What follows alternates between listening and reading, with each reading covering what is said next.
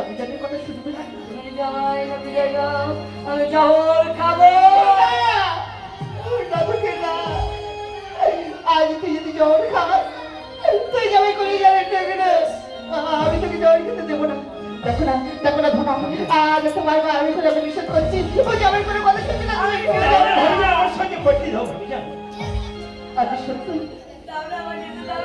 সত্যি আমি তো চাপার সঙ্গে যাবো। আজ আমি বিদায় দিতে হবে। আজ আমি তোকে আর বারণ করবো না। আমি তোকে বিদায় দেবো। আজ যাও যদি আজ আমায় ছেড়ে